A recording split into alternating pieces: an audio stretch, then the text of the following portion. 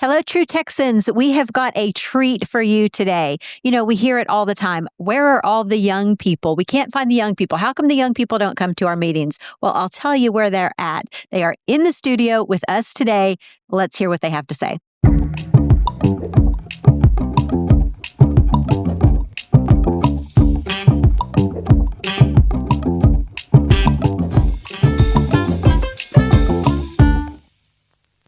Okay, before we begin our interview, let's run down what we have planned for April at our monthly meetings across the state. We are going to be talking about Islam, vaccines, borders, gambling, and property taxes. All of those are really hot topic conversations, so we want to be sure that you don't miss out on those. Check the website calendar for what's happening close to you. We also have our gala this month, so hurry up and get your tickets. The deadline to buy them is April 11th. We have a huge party planned this year, no speakers, but we have county fair games, live music, comedy, dancing, fireworks, and shooting off replicas of the cannons from the Battle of San Jacinto. You don't want to miss that. There's still even time to get some of our free dance lessons that are happening every weekend. So check the website calendar for time and place, and we hope to see you there. All right. I have just three things that I really want you guys to take note of. First of all, we have two elections coming up, May 2nd for your local elections and May 26th for the primary runoff elections.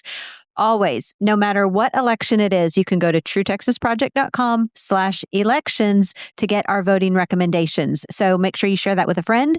Also, we are gearing up for the state GOP convention that happens in June in Houston. So if you're going to the convention, make sure you come by our booth and say hi to us. We would love to see you. And then the last thing I want to mention is that we have part 2 of our conference, Year of the Patriot Conference. We'll be holding that later in the summer in the DFW area. So go to our website, to the events page, and get your tickets for that. It's going to be a lot of fun. Okay, so let's get to our speakers. We have a fantastic panel of really good-looking young men in the studio with us today. They spoke at our conference in Houston back in February, and we were so impressed with what they had to say that we wanted to give them a wider audience. So we invited them in to the studio today. We call their presentation Hope for Tomorrow. We could all use a little hope, so let's have these gentlemen introduce themselves individually. Shall we start with you, Isaac? Absolutely. So my name is Isaac Laster. I'm the chairman of the Young Republicans of Texas. I'm also the president of the Plano Young Republicans, and I'll have it introduced. Thank you, Isaac. My name is Micah Farmer. I am the treasurer of Young Republicans of Texas. I'm also the chapter president of the Travis County Young Republicans, which is in Austin, Texas. I'm Sebastian Pistrito. I'm the president of the Irving chapter of the Young Republicans of Texas, which is one of the many Dallas suburbs. And I'll pass it to Chris here. Hi, I'm Charles Wallace. I'm the president of the Bryan College Station Young Republicans. Okay. I'm super excited to have you guys here. It is, a rare thing for us to have young people with us. And so it really is a treat. And I don't say that lightly. So thank you for taking the time to be here. And thank you for being involved. So throughout the almost 20 years that we've been doing True Texas Project, we hear rumblings in the peripheral about, there's YRTs and there's YCT and there's young this and there's young that. And it seems like there's always a lot of conflict or it just confuses my brain about who's good and who's not good. And why don't you give us one of you give us some background on who you are and how you're different from the other orgs? Sure. Yeah. So the Young Republicans of Texas officially started in 2023. So there was a statewide YR organization and a national YR federation. But in 2023, and there's a lot of lore and kind of, inside politics that goes into this, but essentially there were a lot of policy disagreements and disagreements on culture and the future of kind of a, youth movement for the Republican Party. And the existing Young Republican organization in Texas, they split off voluntarily from the state party in 2023. And Dallas YR, Rockwall YR, and several other chapters that were a part of that organization stepped up and said, hey, you know what? we actually do want to be affiliated with the Texas GOP, and they opted to start a new Young Republican chapter, a Young Republican statewide organization, which is what we are, which is YRT, Young Republicans of Texas. So we've always prided ourselves on being a little bit more, to the right, kind of hardcore on the issues, really wanting to see, young Americans, young Texans put first. And we've grown our chapters to about 19 in number over the last few years. Starting from just a handful, but we have status as like the official youth auxiliary organization for the Texas GOP. Okay. So you say that, you guys are a little maybe further to the right than some of the others, and you would not have been at our conference if you weren't. So it's like to find you guys is like a breath of fresh air. So we're always trying to be a little edgier than the other conservative organizations. And so we were glad to have you. So what is your goal as YRTs? What is the goal? I mean, really, these guys can speak for themselves, absolutely. But my goal as chairman is just to provide an environment for young people who have authentic convictions when it comes to politics, and give them clubs that they can go to, people that they can network with, and opportunities to get involved in politics that is not it's not soul sucking. There's so many things and events that you go to where you feel like, am I actually making a difference? Is this actually something worth being involved in? Am I just trying to get the next, staffer job in Austin or something like that? Or is this actually people who have sincere conviction about what they're doing? That I would say is my goal, is to provide that authentic environment for real young Republicans, young conservatives in the state of Texas to be involved in something that is meaningful. Yeah, I would, to go along with that, I'd say, certainly what brought me into YRT to begin with was, as Isaac said, actually doing something, actually getting involved. And in a way that is, a little more, as you were saying, to the right of where a lot of our mainstream organizations are, in the Republican Party, on the conservative movement. And I think, it's not only that, just finding a place where you can talk to people about that. You can have, clubs, but what YRT does is actually get those people involved in the political process, as Isaac was saying. I talk to people who are, like me, people who, have familiarity with politics, are very interested in politics, and they want to do more than just sit around and voice their grievances. If any of your listeners follow our socials, we just ran a great, post telling people to, basically stop spectating and get involved, because that's what we're about. You can see us, we'll say that. We're saying, don't become a spectator, get involved, actually do something in a way that will follow up on the convictions that you have. I think that's really important to what YRT is doing. That's awesome, because that is what we've been preaching for 17 years. Yes, and I am so excited to be able to develop relationships with you guys. For all of these 17 years, we have tried so hard to establish something, and we failed every time. And I feel like we're with young people. With young people. Like, no, Fran, we haven't failed. We failed establishing relationships with young people. So I feel like we have succeeded with you guys, and we look forward to a lot more other opportunities to collaborate. So let's go into some of your accomplishments. When you were at the conference, you kind of closed it up with talking about some of the resolutions you've had and endorsements you've made and accomplishments. I want everybody to hear some of that. Yeah, I can go first. So some of the things that we've prided ourselves on is when it comes to our endorsement process, there's a few things that we're really not willing to budge on. One of those was, at least for this year, our opposition to the H-1B visa program. This is something that we passed at our statewide convention. We passed a resolution saying, hey, unless a candidate, comes out in opposition to this H-1B program, we're really not interested in even considering them for an endorsement. Not that that's the only issue that matters or the only one that we care about, but it demonstrated to us that, if you're not in opposition to this program, you don't really understand what time it is. You don't really understand what it is that's motivating young conservative activists to get involved in politics. And what motivates us in a huge way is like the job situation, the demographic situation that's going on in Texas, and kind of mass immigration, both legal, illegal, and H-1B is a big part of that. That a lot of us as like young professionals, we feel the pressure of competing against the whole, labor market of the world for jobs. But that stipulation that we're not going to endorse people unless they get on board with this has been a way for us to actually use some of our leverage. Like, we've got lots of clubs, we've got lots of people. We want to get people out block walking and volunteering for candidates, but we're not willing to do that unless people actually support the things that we care about. So making that kind of a hardline position for us, I think, has given us the leverage that we need to influence some of the public conversation. And we've been really pleased to see how many candidates are actually willing to say, hey, you know what? I'll put my name on that. I'll sign up to, back what you guys are. It really doing. is a numbers game, isn't it? Like Absolutely. now that you have, what'd you say, 18 locations? 19 now. 19 we just added another locations? one this last week. So that's when they'll start paying attention. They're like, wow, they're all over the state. And now, like we call it all the time, we say we're building the army, because people may not feel like one person makes a difference. But when you have an army of thousands around the whole state, then all of a sudden politicians are like, oh, these are like the activists and this is what they want and I better give it to them. So hats off to you for that. We're going to talk a lot more about H-1B visas, but does somebody want to address maybe the CDLs? Sure. Yeah, I'll go ahead and do that one. So, so another resolution we passed at the convention was that we wanted, kind of like, state and nationwide officials to address the problems that we're having with a lot of these, because you have like H-1B, right? You have like H-2B, which is used a lot for trucking, right? Not exclusively, but used a lot for that.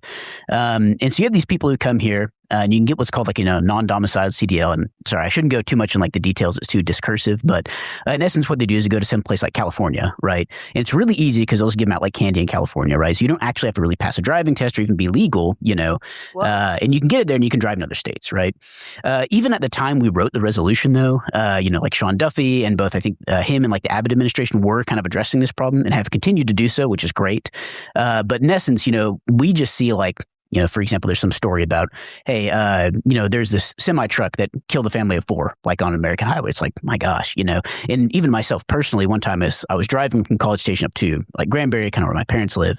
And I saw, one of these like truckers doing this kind of like cross highway U-turn, right? Where it's like, if I hadn't been paying attention, always pay attention when you drive, folks, right? But if I hadn't been, it could have like decapitated me or something like this, right?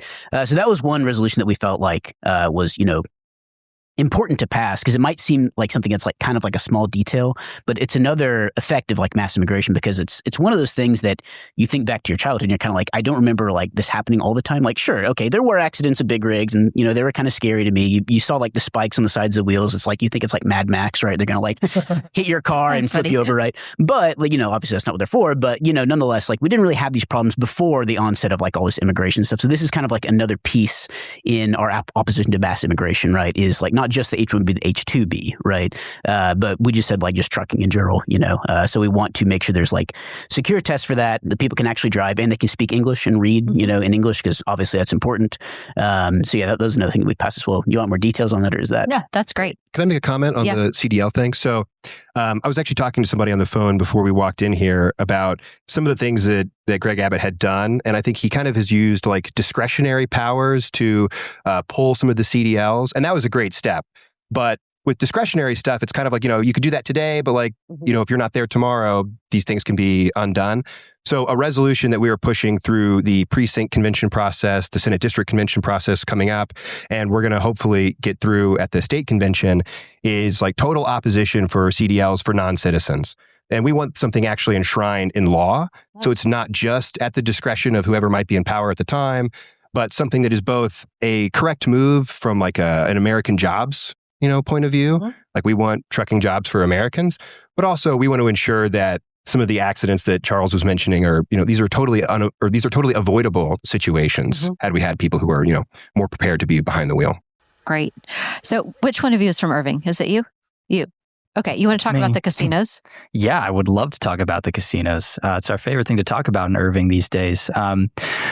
Basically, what we had is, and this is, going back a few years ago, really before Irving YRs was formally established, a relatively new chapter, but it was a lot of the people who came together to make that happen were involved in this. So what happened is there's a very large plot of land in Irving where the old Cowboy Stadium was, and Las Vegas Sands, which is a massive company that builds casinos. They actually, although funny, their name, Las Vegas in their name, they don't currently have a property in Las Vegas, and actually almost all their properties are overseas. But despite that, they wanted to build what would have essentially been one of the biggest casinos in the world, right in the middle of Irving, one bus stop down from the Catholic College University of Dallas. You can imagine the administration was not thrilled about that. And neither, obviously, were the people in Irving who didn't want this giant multinational, company dropping in their backyard, and of course didn't want a massive casino in their backyard either. But Sands they dumped a massive amount of money into this, and they thought they had it. They were buying off people left and right, as people like this tend to do. But basically, the people of Irving, came together. We got really good people on the city council who pushed back against this. We got, community leaders, people from the college, people from the different, religions in the city. We had, the Catholic churches, the Protestant churches, right? These people coming together to say, no, we don't want this. This is not something that we want. And there were people who were trying to sell it as a big economic incentive. But, at the end of the day, basically Irving said that, the GDP of the city going up a few points is not worth destroying the community that we have here. And so that was when we believed very firmly. We managed to push them out. So they've gone to lick their wounds, and we're basically now concerned in making sure they never think of setting foot in Irving again. So it's a great accomplishment. Way to go on that. We're going to keep fighting that at the GOP convention. Yes, and we have a lot of education to do on the subject. I submitted 3 anti-gambling resolutions at my precinct convention, all of which failed because 3 out of the 6 people there just, it's like, oh, but it's so fun gambling on my phone, and we need the revenue to stay in Texas, not go to Oklahoma and Louisiana. Okay, so I'm going to give you your choice. You can talk to us about the receiverships or the FHA loans. Well, and I think for housing. Yes. Right. Okay. Yeah, for housing development. Well, so a few weeks ago, I was presenting on the H-1B topics. And then one thing that we have seen with these FHA loans is that, even with, I think it's the Small Bank of Texas, the Small Bank Administration of Texas, we do see like there is, kind of like a certain demographic that is primarily giving loans, a lot to people from their own kind, primarily coming from Asia, and they're giving these loans to ultimately build businesses in Texas. So, and one of the issues that we're even seeing with this is that they're using these loans even just for building like a gas station, and they're getting an H-1B visa just to employ someone at, something as simple as a convenience store, when these are supposed to be made for specialty roles within STEM. And that's exactly what we were told when the 1990 Immigration Act was passed under the Bush administration, that this was going to be for, high-skilled labor. And we've ultimately just seen a lot of abuses within these systems. I mean, not to even mention, because we're kind of on the topic of housing, is that, many of these companies, are bringing these people into already high, dense areas, places like Austin, Dallas, Fort Worth, San Francisco. And so you're having an influx of workers coming in faster than they're even able to make homes. But you're seeing this drive the housing price up. And this hurts service workers, hurts teachers, people who have been there for generations. Now they cannot afford homes, which their own family and ancestors have been inside, and then been having to go elsewhere. And we are seeing that as an issue amongst young people. That is something they care about. And I think that is one issue that Young Republicans of Texas represents very well. I think you do too. And the only other note I made about, because I just wanted to make sure that we talked about all the accomplishments, because you guys are really doing great things, and it's really exciting. I know we've already harped on it, but to have young people stepping up and doing great things is just super exciting to us. So the only other thing I had listed was the receiverships. Who wants to take that? I could talk about that a little bit. So the receivership legislation is something that we would love to see happen. For those who don't know, receivership legislation would basically give the governor the purview if a certain municipality or a city is no longer kind of either upholding the law, like there's lawlessness, like we saw with kind of Antifa or BLM riots and this kind of stuff, or if infrastructure like hospitals or roadways and those kinds of things are falling into disrepair. Receivership legislation, if enacted, just says, hey, if a local municipality can't do these things on their own, then the governor and state power can actually come in and make sure that the law is being enforced. Not issuing new laws, not doing anything that's not already on the books, but actually making sure that people are safe and things are functioning appropriately. So we would love to see that, because I think what's been very frustrating, young people will see where, we're very online, and you see all these riots and protests and things of like, it just doesn't feel like the law is being applied equally to people. I have a feeling that if I went out and I was throwing bricks through windows for my political cause, right, pretty sure I would be arrested pronto. But somehow there's lots of people out there who are doing things like that, and we just never can seem to catch them, or the local DA or the local judge or whoever is kind of not really enforcing the law.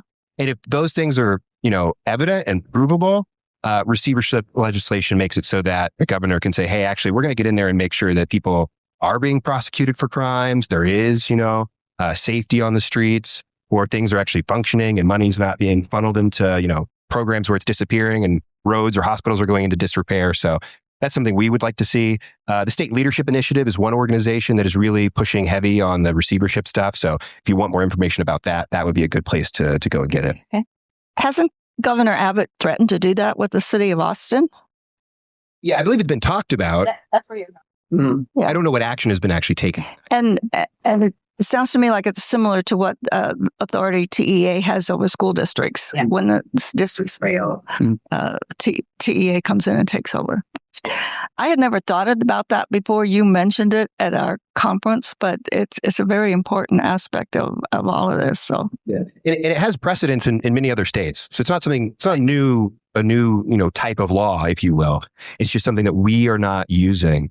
And that is where I think we can differentiate ourselves, instead of having kind of the typical conservative refrain of like, just slow down, like don't, only ruin our state at a rate that we're comfortable with. We would actually love to see things pushed back the other direction.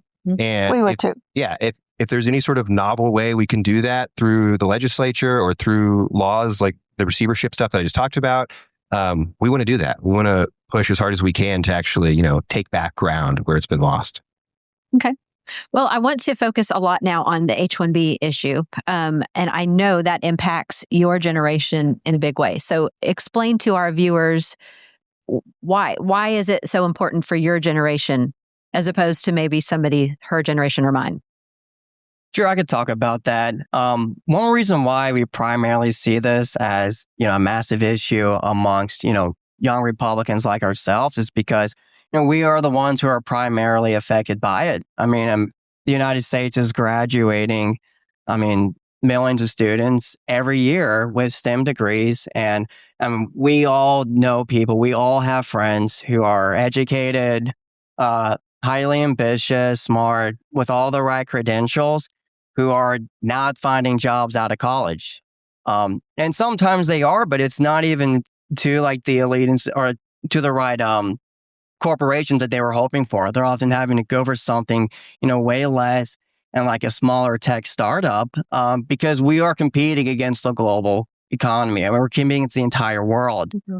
And even when these companies, like they have their diversity quota that they have to hit, that means it's clearly not a meritocracy.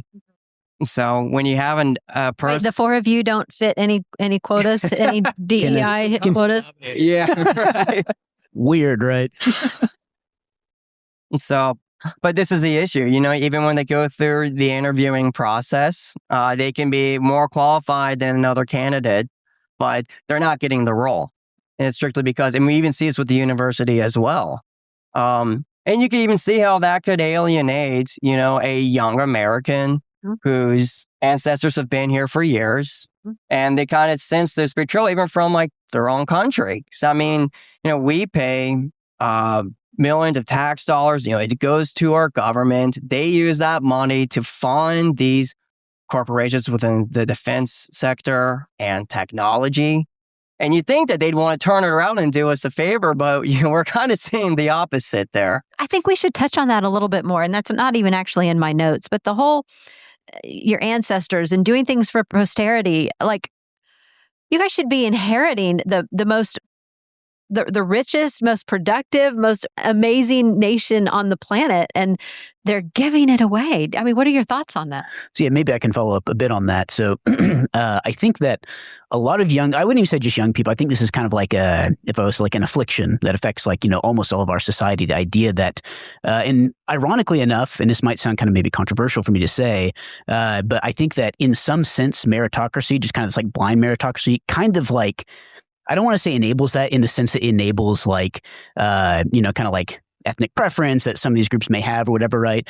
But in the sense that like, for example, let's say you like grow up in a house, right? And your parents want to leave you that house after they die. Like you shouldn't have to like compete even with other Americans for that house, right? That's your house, right? And so obviously we're just taking that and applying it to a nationwide level where it's like, it's our nation. And, obviously like the founders talked about this is very important, right? It's like, what is the preamble of the Constitution? It's like to secure like I forget the exact phrase, so sorry, but the blessings of liberty for like us and our posterity, right? Yeah, exactly. And so I think the idea that like, yes, obviously we do want to be a meritorious people, and that's important. We want to aspire to virtue, right? And so meritocracy does have its own place, but it shouldn't be such that like, because one of the issues with H-1Bs is that like less qualified people are getting jobs, right, than your average American graduate. And like you can look at like various statistics, like how Americans outperform basically every other, even like China and Russia that are considered like top level countries for graduating like computer science or something, right? We still like outperform those countries on like advanced tests. Oh yeah, like college graduates. I'm surprised to hear that. Like I hear all the time that American students are too stupid and they don't have a work ethic and they don't want these jobs. They won't do them. They want what, they want the world, right, for nothing. And I think the other countries will do it. Yeah, and I think the ironic thing about this is almost like a positive feedback loop, right? Because the people who tend to have this perception are like kind of like maybe a little bit older, Gen X or Boomer, right, in these companies, and then they basically have these programs that ensure that Americans don't get those jobs. So it reinforces the perception that, oh, well, they're just dumb and lazy, right? And then Americans were just kind of like, wait, what the heck? No, like I kind of did everything I was supposed to, like you entered into what was supposed to be a meritocracy and you're shut out, right? But yeah, you can go ahead. Oh, did you finish? Yeah, that's basically it, yeah. Well, I just wanted to add one thing because Charles can lay out a great case on like, everything he just said, and Micah too, and Sebastian on like, hey, here's why, the economic argument doesn't make sense. Here's why we do have qualified candidates. Here's why, if you're just crunching the numbers, like you should still employ Americans. But something that I want to see people shift away from is constantly relying on like having to justify to the whole world or to companies within your country, like, well, here's why I have a place in my own country, right? Or here's why I have to justify myself to you. And from a Christian perspective, I think this is something that we want to see is like a sense of duty in the same way that like children are called to honor their father and mother. I think there's something that, mothers and fathers and grandparents, they have a duty to like leave a country to their posterity that is, better than how they found it. And that I think is something that we're getting away from. Because like Charles said, we do want to be a meritocratic people and we want to strive and do well. But ultimately, I think I remember seeing some tweet of like, I think this may have been happening when some of the like the Elon stuff or the Vivek Ramaswamy stuff was going around on Twitter. And somebody said, oh, I was talking to my son and he got a F on his report card. I'm replacing him with a new son who can do better. And it's like, is that really the mentality that we want to have as far as like, even if our young people were struggling and they needed to be more educated or more qualified to, take on some of these jobs, we should be asking ourselves, what are we doing to actually prepare our American children to go and be future Americans and not just seek the first opportunity to replace them with somebody from somewhere else? Right. As a mom, there is literally nothing I wouldn't do to make sure my daughter has what she needs to succeed. So why would we not do that as a nation? I get what you're saying. Yeah, exactly. And I think to follow on what Isaac is saying, something, and what you just said, something that's really important to that. I remember talking about this with this guy, Theo Wold, who's a guy who's been really good on this. He's with the Claremont Institute. But what he said is something that's really, really important, coupled with, again, not, believing that, this is our country, we, have a right to these jobs, but he said that, American young people, even, our age, but even younger, like, high school, even middle school children need to stop basically believing the lie that, oh, these kinds of people are just better at math than you. These kinds of people are just better at this than you. You're just not as good. No, Americans are supposed to go into trades and be plumbers.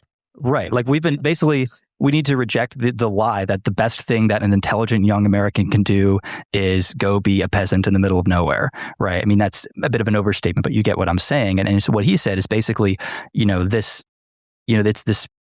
I mean, all of us basically grew up hearing that, Asian kids are just better at math. That's the way it is. Which is just not true, right? Which is, nothing against Asian kids or whatever, but it's simply not a statistical reality that is the case. It's just not true. And I think the more wholeheartedly we teach people to reject that false notion, the better it's going to be for the generations who have to come up and who are going to have to step into leadership roles and make sure things change in the country. I love that you guys are pushing back. That's awesome. And I was just thinking, it's also, it applies to so many things that we have to talk about the reality to push back against the lie. And we don't do that enough. Well, we are now. We are now. Can I speak to that a little bit? Yeah, because this is one thing that a lot of people, essentially, nobody really or not nobody really, but it's not super common to use the word political correctness anymore. But that's kind of what we're seeing now. It's still the political correctness that you feel like you can't say these things because it's mean or something, right? And like you said, if you can't address the problem, right, you can't even talk about it, then you can't fix it, right? So yeah, I just want to follow up and just affirm, that's very much the case. So let's talk about the H-1B program. How is it manipulated? How are they indentured servants? I've heard that phrase. So even if you don't care about American young men, maybe you could have compassion on how these people are treated. So talk about some of that. Yeah, well, so in order to be an H-1B visa worker in America, what you have to do is essentially, apply for the lottery system. And that is ran by I forget the acronym, but it's the Immigration and Customs Administration in the United States. And, when they select from the lottery, that is initiated by the company, because the company says, hey, we want these rolled fields. This is how many we're looking for. So this is what we need. And they don't even pick based off of qualifications. They're actually picking based off of, I know budget is a big one as well. So it's not like they're actually interviewing the candidates. They can't just say, oh, we have these skills, and now I'm going to stick my name in the lottery. And then if I'm lucky, I get to come to America. And I come to the U.S., and I am entirely sponsored by my company.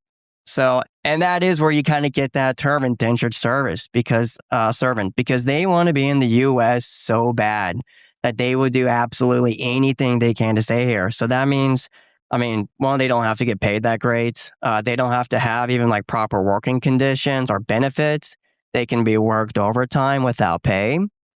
And, there's nothing they can do about it. Because they don't want to get kicked out. And as soon as the company decides that, oh, maybe we don't want you, that person's gone. So, that is kind of the dichotomy you see. They want to be in America, and then these companies, they really want cheap labor. Because, if you're a business owner, you know that your biggest expenses, it comes from the labor that you have to pay. And in terms of the compassion part, of course, I do have compassion on them. I found myself very fortunate I got to grow up in America as opposed to anywhere else in the world. But, Christ commands us to go out and be disciples to all the nations. And I don't think that necessarily requires us bringing them to here. I think we can go out there and we can help them succeed, as opposed to having to bring them into our own system. Mm-hmm. You just to add on to that, I think one of the worst mistakes that a government of any country can make is to confuse compassion with governance. I think that you can obviously be compassionate for people, but part of governing well and governing justly means prioritizing your own people. And if you're not doing that, you're not being compassionate to those who are most important to, any particular nation. I think, the H-1B stuff, we see it coming a lot from India. I think the Indian government would be grossly negligent if it did not prioritize the well-being and flourishing of the Indian people above anyone else. And I think the same goes for the American government. Okay, let's talk about how the system is manipulated. And I don't know who wants to address this, but, them staying longer, or I had some notes on things that you had talked about at the conference about, are they really leaving? If the quantity is capped, how is that manipulated? Do you remember talking about those things? I can hit just a couple general notes, and then I'm sure some of the other guys here can delve into some specifics. But I think one thing that's important to understand right away about the H-1B visa system, I was talking to a guy in the U.S. State Department about this because there are people in the administration, and the Trump administration has done some good work on this front. So it's not, we're not completely on our own here. But something that he was telling me, he said, you have to understand that this system was designed from the ground up to be broken and to be exploited. So it's not like we had this wonderful working H-1B system and then some guy hit the wrong button somewhere and now it's all messed up. No, this system was built to be abused. And it's a giant, it's a huge mess. And so, you can have a whole team of people working on, writing things or even trying to shut it down, but it's not, you don't just flip a switch, right? Like it's a very complicated issue to address, and it's that way by design. And so I think that's something just to keep in mind overall when thinking about this issue is it's not just, why don't we just do it? It's, this was built so it's very hard to get rid of. Yeah, and I just want to say, because the H-1B visa is different than the O visas. The O visas for highly specialized roles. But, the H-1B visas, you're essentially seeing, labor replacement. We're bringing in foreigners to do the labor that, Americans are entirely capable of doing. And like I said earlier, these companies, they really want that. They want that cheap labor. So it's and they essentially don't do anything to get it. There is a cap. You're only allowed a certain amount each year. But, many times you see these visa workers, turning into permanent green card residents. And now they're working here permanently. Then their kids grow up here, and then now they're working. But we've even seen these companies, they have even put, help wanted job posting up on a newspaper, and they put it in this extreme, because that's part of the requirement. Yeah, and they put it in small, obscure print where no one could even read it. And then they say, "Oh, look, well, no one applied." Then they go to the government and says, "Hey, we need more of them." Yeah, maybe to just kind of follow up on that. So you have to the employer has to fill out what's called an LCA. It's labor condition application or something like that. And in essence, what it is exactly this. You have to satisfy two conditions, namely that another American could not do the work, right? It's, there just is a shortage or whatever it might be. And you pay the prevailing wage to this person, right? And so as far as wages go, there's some arguments back and forth if it's cheap or not. That's my opinion that it essentially is used for cheap labor, right? Or at least in the beginning. But, kind of going from that onto other abuses, kind of what tends to happen is, in essence, you get these, managers who get in these hiring positions and they just start hiring their own people essentially, right? And this, comes through a lot through the H-1B system. And you have various companies in the U.S. I know Cognizant was a big one, right? So they went through a lawsuit, I think in 2023, and they were found guilty in this lawsuit of exactly this kind of pro, intra-ethnic discrimination, for their own people against others, right? And Cognizant is a company that's very heavy in a certain demographic, namely South Asian demographic, right? And they have a big presence in College Station where they a lot of these people and stuff like that, right? And so this is just one way in which it's abused, right? Is you basically get these people as soon as they get in this hiring manager position, right? They just kind of start hiring their own, through this H-1B process. And so that is, and to me, I think that this happens, and at the same time, whenever I was going through undergrad, I graduated in 2017 from undergrad, I was hearing all the time, oh, you got to be an engineer. Oh, you got to be, a scientist, something like this, because there's a shortage of these people, right? And then I get out in my class, we fared relatively well in terms of job placement, but I've only seen since in this decline to the point now where there's this, I guess it was a report done by the Financial Times last year.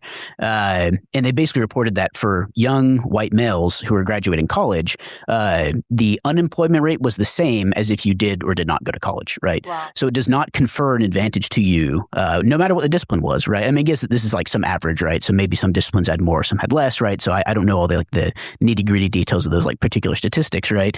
But the point is the overall unemployment rate was the same with or without a college degree, right? So I think it's kind of I want to say insidious. I don't know how purposeful or kind of intentional it was, right? But it's kind of insidious. Oh, hey, there's a labor shortage. You need to do this. Well, we don't need you anyway, right? And also you're dumb and not talented, right?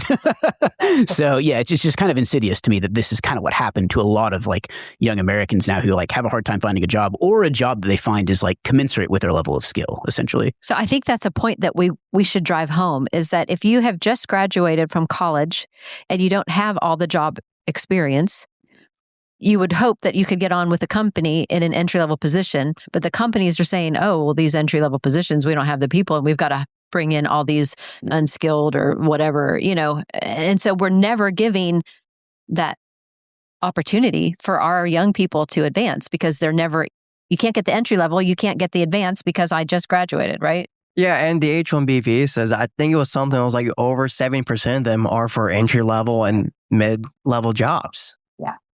I'm getting so mad sitting here. Well, I'll make you a little bit more angry. One, and think about it this way too, is not only are you, not in a position to get even an entry level job coming out of school, but now you're also in, $100,000+ of debt. Oh, right. So you're competing with people they don't have the debt burden that you have, right? If you have some degree or some credential from a different country, you're the amount of money you probably spent on schooling was not, quite as much as an American education. So now you have all these American young people who got the degree, are in the debt, and all that stuff ties into, their ability to buy a home. These are all kind of intertwined issues. Like you're bringing in tons of foreign labor. The children of Americans are in debt. They can't even get the jobs they needed. And people wonder why, like, oh, why don't I have more grandkids? Why are my young children, not getting married as soon as I did or having kids as soon as I did or that kind of thing. And those things are all tied up together. You're right. It is just a big swirl down the toilet because you were talking about the housing and all these immigrants coming in and the housing prices go up. And yeah, so okay. Let's talk about job creation versus job substitution. What does that mean? One of you spoke on it in the conference and I wrote it down. So that means you know something about it. Yeah, I believe I was the one that talked about it. And that's what they argued, that by they, I'm talking about the Bush administration when they passed the Immigration Act in 1990. And that they said, we're bringing in specialized roles with special capabilities that can essentially enhance innovation. And by enhancing innovation, this is going to open up roles because you got new products or services being created. So you're going to need more to support it, right? More with finance, marketing, business development, sales, etc. So that's when they say it was job creation, right? But then we're saying, okay, was that job creation or was that actual job substitution? Because not only are they bringing these people, you could say create new roles, but even the new roles that are created, I mean, you are seeing it being replaced, like you're seeing these H-1B visa workers coming in and taking those roles. But I mean, these large corporations would thrive with innovation despite H-1Bs. It's certainly not because of it. And I think, and to go out, I mean, we see this time and time again. What we'll see is, hey, this giant company just announced a ton of layoffs, 10,000 Americans just lost jobs. And then, usually not in the same headline, but later somewhere you'll see, oh, guess who just brought in a bunch of H-1Bs? Oh, same company. Wow, crazy how that works, isn't it? And because, what happens when you have opportunities like this, like the H-1B program is, companies that get to be that huge and that successful are ruthless when it comes to cost cutting and efficiency, right? And if their spreadsheet tells them your bottom line is going to go up if you cut 10,000 jobs and bring over H-1Bs to do it for 70% of the cost, they're going to do that because they want to go to their shareholders and say, look how much money we saved you, right? Because that is at the end of the day, if that company, their role is to create market value, right? We're saying that the role of the United States is not to create market value, right? The role of the United States is to be a homeland for the American people. And it's a pretty simple distinction, really. That's a great segue because I want to talk a little bit about integration. And they're coming over here and they're not integrating. And you told the best story about, I think it was you, about cheering for Italy. Oh, yes, that was me, right. Yeah, well, so, right, don't come at me, audience, but my family is not we've only been in Texas for about 2 generations. My mom grew up here, but that's more than me. Okay, well, there we go. See, I'm fine. I'm just like the rest of them. But my great-grandfather came over on a boat from, a ship, I guess, from Melilli, which is above Syracuse in southeastern Sicily. And it's a beautiful place. I was just there last year. I'm named after the patron saint of the town. It's a beautiful little place. But they all came over here in the early 1900s, and then they moved to Connecticut originally, and we've been here ever since. Many of my grandparents and people like their uncles and all that. I have a bunch of people who fought in the world wars, fought in Vietnam, right? These people were, they came over and said, okay, this is our country now. We're going to fight for this country. We're going to die for this country if necessary. We're going to obey her laws. We're going to speak her language. We're going to swear allegiance to her flag. And that's what my family's done ever since. The story that I shared with y'all was pretty funny. I was watching the PGA Tour with my dad. That's golf, if you don't know. The PGA Tour has players from all over the world, and it was an event. And if you ever watch the PGA Tour, you can see the little flag next to the players' names, so you know which country they're from. And I saw a guy that's from Italy, and I was maybe 7 or something. And I, thought, wow, that's cool. We have Italian heritage. That guy's from Italy. Maybe we should cheer, for him. And I said something to that effect to my dad. And he, gently but firmly said, like, no, we're Americans. And we cheer for Americans. That's it. That's all it is, And it what was a a very great good lesson example for me to he learn. set for you. It was great. And you remember it like 20 years later. I don't know how old you are, but yep. It's been something I think of every once in a while. I think it's really good for people. And it's not to say that I disown Italy. I hate them. They just bailed out USA in the World Baseball Classic. That was great. Thanks, guys. But no, I am an American, and that's where my allegiance is. It's pretty simple. So what kind of impact does it have on America with all these immigrants coming over? And so, yeah, I'll go ahead and follow up on that. So I think that kind of because I was, originally going to go to the conference, but I couldn't for another obligation. Like one of the things I had planned to say is, because it was set to be in the Woodlands, if I remember correctly. And in Sugar Land, I think it's the 3rd tallest statue in the U.S. right now. Yes. Yeah, right. You're already groaning because you know what it is, right? And for the audience, it's this large statue to a Hindu deity, right? And so if this, maybe it's just built by some wacky billionaire who happened to be a Hindu who's an American, it'd be one thing, like it'd be odd, and we probably still wouldn't want it for other reasons. But, it's different than it being an expression of how I kind of see it as like, it's kind of like a form of, colonization almost, right? And so it's clear they're not integrating because like which of the founding fathers or which great American historical figure was building statues to Hindu deities, right? If you can find one, please let me know, right? But I think that probably you can't, right? And there's a reason for that is because that's just like not common to who we are as a people, right? And so you see that like mass immigration, it kind of necessarily entails that people don't like integrate into American society, right? And so you do need to have kind of the immigration levels. I think it's necessary to have them like below a certain percentage or whatever, which is basically how the immigration was prior to the Hart-Celler Act in 1965, right? That abolished that system, which like kind of ensured in their own words, like for kind of like the continued like character, of American nation and stuff like that, right? And so whenever you have all these people that come here, they kind of want to replicate the things that make them comfortable, that make them feel good. And that makes sense, right? Like if you go to a foreign country and you're staying there for a long time, you probably would do the same thing. It's a very natural thing, right?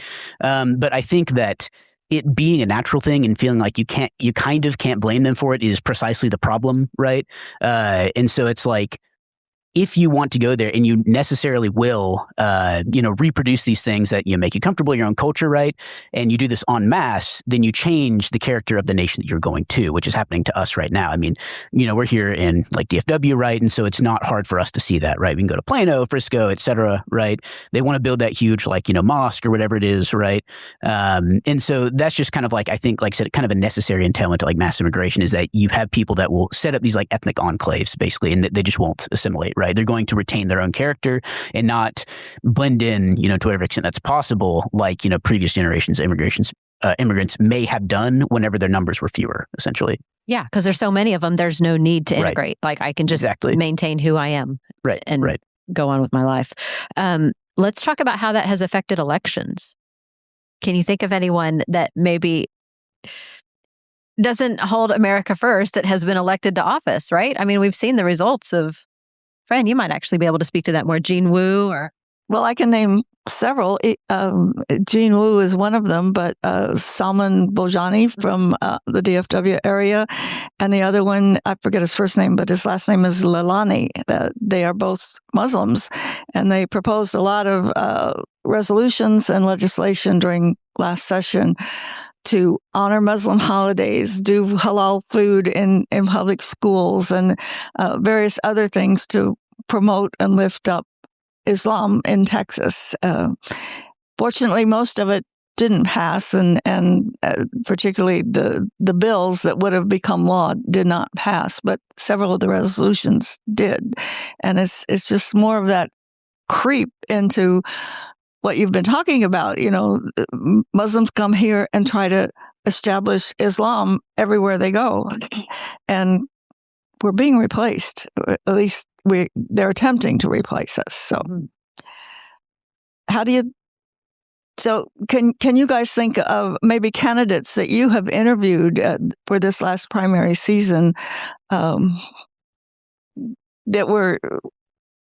I'm losing my words here, but sure, yeah. Julie I think, asked, how does it affect elections? Did you interview candidates that you thought, okay, we can't support this person because they're pro-immigration and? Well, I mean, Isaac has certainly interviewed more people than I do. I didn't talk to anyone personally, just in Irving, but I mean, you mentioned Gene Wu. He had that infamous quote where he basically said, "Hey, non-whites in America can band together against our oppressors and take over the country." And wait a minute, that doesn't sound like something. That's a state rep in Texas. But that's literally what the Muslim representatives are trying to do. Right. And we've had people, obviously around DFW, in Frisco, and even in Irving had problems with this. And it's not just in Texas, all over the country. Just look at Dearborn, Michigan. I have folks who live not far from there, and it's, you wouldn't believe the stuff that's going on up there. But it is everywhere. And the point is, these people are completely unapologetic about the fact that they want to come. They want to bring a foreign culture here, and they want to make it the normative culture in the United States of America. And I think one of the most important and easiest things you can do, and one of the things that's most impactful in pushing back, is to just look at that and say, that's weird. I don't like that. I don't think we should do that. We've been very conditioned to be like, you can't even say like, yeah, maybe a giant statue of a Hindu deity is not normal for Sugar Land, Texas. We've managed to conflate that with saying, someone who says that, must hate all Hindu people everywhere, which is just obviously not true. And we should not be afraid of just laughing at such an absurdity. Do you feel like your generation is going to be able to pull that off? To switch that mindset, to go back to saying, you're right, I don't have to put up with this. This is wrong. It needs to come down. Because my generation has failed there. I think there is more hope, certainly, for that generation. Partly because, as Isaac said, people are on the internet a lot, and you really can't hide this stuff from them. There's not only 3 channels on cable TV anymore. Right. People can see. It basically allows you to see exactly how these people think of you. And when confronted with that kind of vitriol, you don't really have a choice often but to go, that's odd. I don't like that. I don't think we should do that. And sometimes that's all it takes to start something. It goes back to that whole just keep talking about it, and when you see that, speak out. And one person's courage inflames it's lots contagious. of people. Yeah. I think, Sebastian, it was you at the conference that pointed out that there seems to be a disconnect between the older generation and the younger generations. And I have to admit, I get a little bit ruffled and mad at all the boomer bashing I see all over social media. But I will admit that a lot of people my age are focused on the wrong things all the time. I see it constantly. Can you talk a little bit about that disconnect, and what can both sides do to close that gap and make it better? Absolutely, yeah. And I'll let Chris speak on this too, because I know he knows a lot about it as well. Charles, sorry, I keep thinking your name's Chris. It's all right. We'll get over it. I have a lot of Chris's in YR. Yeah, I think something that it's just very obvious. This impact, as Micah was saying, impacts younger people a lot more than it impacts older people, because we're at different points in our life. A lot of people of older generations already have a home and a stable career, whereas young people don't. So obviously they're going to care more about an issue that affects job creation and housing and things like that.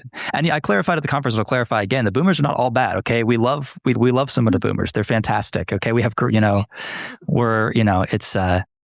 Yeah, to quote Trump, some of them I assume are good people, but no, it's more than some. There are great ones out there, guys. Okay, but no, it's entirely. I really don't attack that generation as a whole for being less concerned about an issue that is just demonstrably less important to someone in their position. For example, property taxes are a very, very important issue in Texas, right? Someone in my position is disposed to not care as much about it because I don't own property, right? And the way things are looking, I might not own property for a while, but that doesn't mean that property taxes aren't something that I should care about, that I should be involved in, right? That I should want to go in a positive direction. And I think we can say the same thing about the H-1B and related issues to people who might not be as immediately affected by it. But I'll let Chris speak to this a little bit more as well. Yeah. Chris, it's Charles. I'm sorry. It's all right. It's all right. Yeah. And so more or less, I guess I'd kind of say more or less similar to a lot of what he said. And I think that y'all mentioned this too earlier, that it's we're looking for entry-level positions, right? Whereas older people tend to already have, they're kind of made, they've made it in their career, they have houses, et cetera, And so it becomes easier, when you already have it made, to be do I want to pay this neighborhood kid, $20 to mow my lawn? Or do I want to get this landscaping company with a bunch of legals and pay them $10? So it's easier, I think, to want to do that. And that's I think it's a rational calculation, right? To do, but obviously kind of coming back to the whole, we owe our posterity and things like that, right? That's why we should, in fact, hire the neighborhood kid instead of the illegals, right? But I think it is essentially just having, kind of made it and gone through your life versus, not. And that's kind of where we are is not, right? And I guess I say it as myself, had I not gone to grad school, I'm in grad school now, right? I would be kind of out in my career, and I probably wouldn't be as affected in the same way as a lot of kind of the younger people under me are. But nonetheless, I am. And there's a really good kind of summary. There's an article, I want to say it was published in Compact magazine, at the end of last year. It's called The Lost Generation, right? And do you remember the guy's name was Jacob Savage or something like that?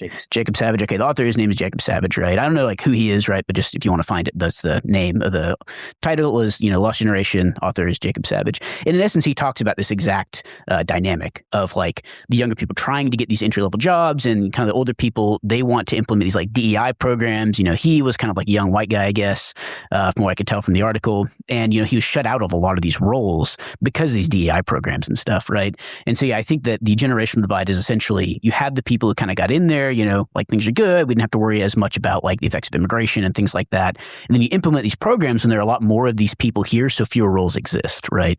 And so I think that's more or less, I guess I'd say. But again, this is kind of more or less the same thing as what Sebastian said. Yeah, but I also want to add to your question, Fran, at the end, because you mentioned, how can we bridge the gap between the generations? And certainly for the younger people, it's obviously showing honor and respect. I mean, that's what we're commanded to do from Scripture. But I would say for the older generation, young people, they want to be listened to. And they ultimately want to be heard with their concerns, because the issues that we care about, the concerns that we have, it's much different than what the older generation has had to experience. I mean, the world has drastically changed. I mean, we've increased significantly in immigration. The economy has drastically changed. So has the education system.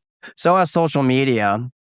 So if I look at the older generations, if you can try your best to be perspicacious, to be able to understand the other point, the other person's viewpoint, that absolutely goes a long way. Because there are a lot of young people that want mentorship, and they're looking for it. And that is something that, being older, you do have the experience. You lived through those life lessons that I could be 20 years away from being at that point. So, the older generation certainly has something to offer. But I also think it also means, being able to recognize, what the younger people are trying to do in conservative politics. And it might not look like what the GOP has been to you for the past 40 years since the Reagan days. But understand that, as the world is drastically involved, the GOP needs to as well. I just had to add I think a personal anecdote to illustrate what Mike is talking about. So my roommate and I showed up to our precinct convention recently. We were, we're both 20 somethings, and the only other person from our precinct there, and if any of you've been to precinct conventions, they're so many precincts are just empty. They're not represented, right, at these meetings. But the only other person from our precinct there was this lady who was, of the boomer generation. And it was wonderful because we show up there. Neither of us had been to a precinct convention before. We said, we don't know what we're doing. We just know we want to get involved, and here we are. And she said, okay, well, here's this packet. Here, you're going to do this. You're going to do that. Let me help you get involved. Let me pass off this responsibility. Let me show you how this works. And we're like, wow, this is amazing. This is what we've been looking for. So again, someone in the old generation to say, here, Let me help you get involved. Let me I show thought you that where to story go. was going to go differently. I was waiting for you to say, and she's like, "You young people, get out of the way." No, You know, I said we love some of the boomers. They're great. I've been saying this. To that point, I just wanted to say something for anybody who listens to this who may be a young person wanting to get involved.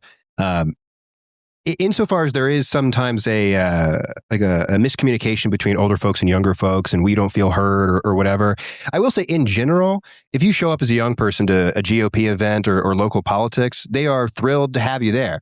And you guys you had that energy when we first started this conversation. You're like, hey, we got young people in the studio. This is great. Yeah.